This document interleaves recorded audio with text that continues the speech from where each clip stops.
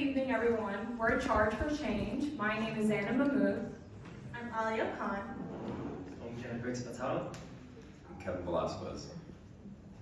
And today we will be talking about the challenge of limited EV charging infrastructure for school buses.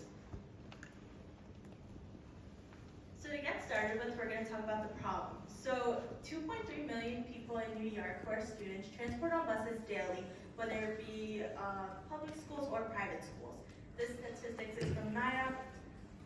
90% of school buses run on diesel fuel, which emits about 8.4 metric tons of CO2 annually, which is very bad for our climate and also is bad for the children's health, which we will go into deeper later. Also, even though electric buses offer a clean, healthy transportation alternative, there's also problems with when we add that, since there's limited availability of charging stations, which could also pose significant barriers as in range anxiety, such as if you're traveling from one place to another, you may have anxiety on, will I be able to get there? Will I get stuck in the middle getting there? So that's also something. And New York Power Authority recently installed 100 EV fast electric chargers, which isn't really enough. We would need more than that. So our solutions would be implementing both the buses and also the charters as well. So we were thinking of having, at the very least, some bundle package with that, where they would have also incentives at the parking stations for those electrical buses. So the target for us is private schools, starting very small at the very beginning, and the bigger idea is to expand out furtherwards. So it's on Long Island, and we would be reducing the emissions of diesel products, and as well, reduce the effects of children's health being affected by that.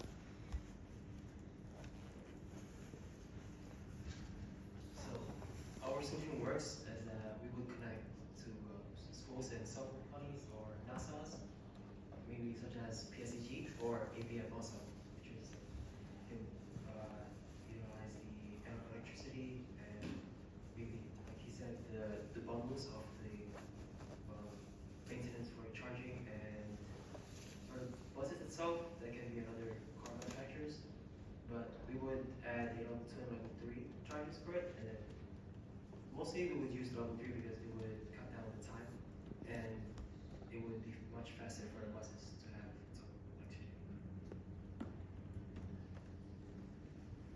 So for any technological advancement, you always need a test model. So we decided, since we're focusing on private schools, we chose a private school on Long Island called Fusion Academy. And what we would want to do is we would want to implement about 4 to 10 electric buses along with the stations to meet the transportation needs of a medium-sized private school.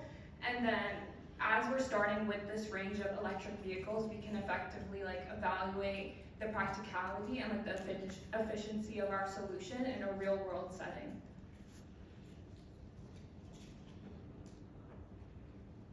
So as for the market and impact, so our targeted users would of course be schools and the bus companies. Also, the impact would be reduced fuel and maintenance costs, which redirects schools' funds to education.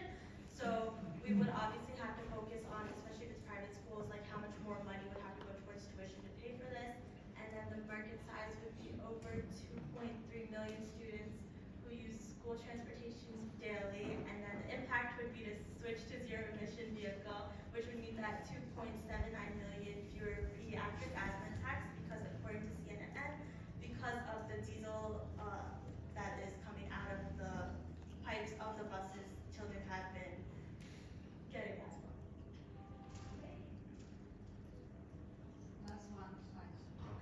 And so then our action plan would be the implementations of the charging stations, and as well we would have that selected private school. We would also have to start from the beginning of the power grid, power supply, and originate from there, and as well as having the charging stations be supplied by another source, such as an industrial generator. And with that, we would be able to have the bus charging stations power those mass amounts of EV buses and be able to have them docked for the night and still be able to have power to charge and also be used further on for the other days. Do we have any questions? I'll start. Was there a reason why you initially decided for private Yes, so the reason why we started with public schools was because that we could start off first smaller and also see how that would impact their function of the schools. So first we would have the regular diesel buses swapped out for the electrical buses with the chargers also supporting it. The only problem would just be looking at the main problem of the electrical generators to be able to power it. And then looking further into that, we would also have to just see the costs for that and see how cost effective that would actually help and see how much money even the college would save and as well as partnerships companies. Have you thought about which level chargers, level 2, level 3 chargers? Yes, so we did look into that. We did see that for the electrical buses, the level 1 chargers aren't sufficient enough to actually power them.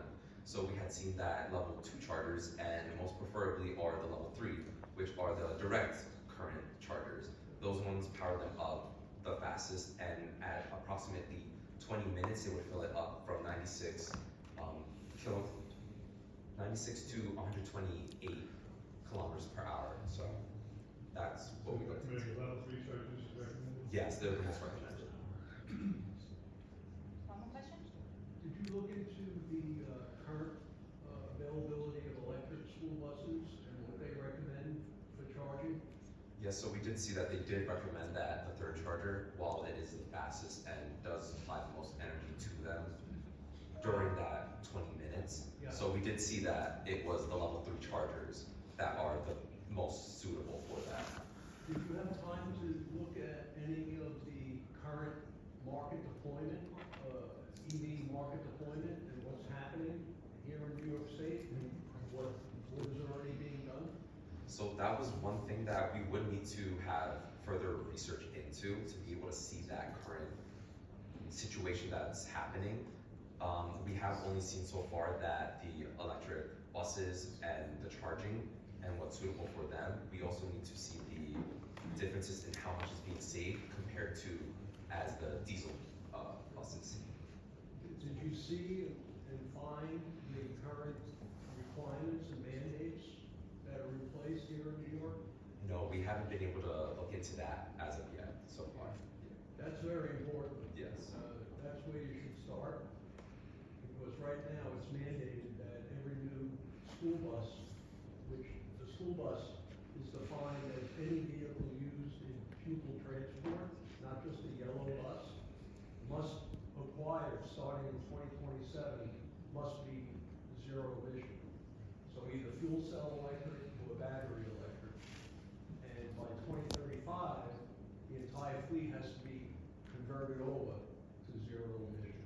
So actually, the school districts are already implementing projects, the big school districts, not just private ones. Okay, thank you. I appreciate that. Thank you so much.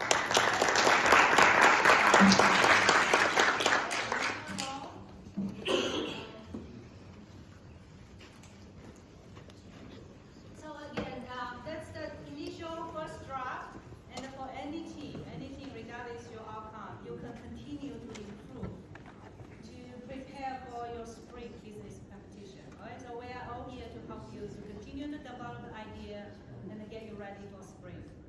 Okay, so that's a great job. It's only 4 hours of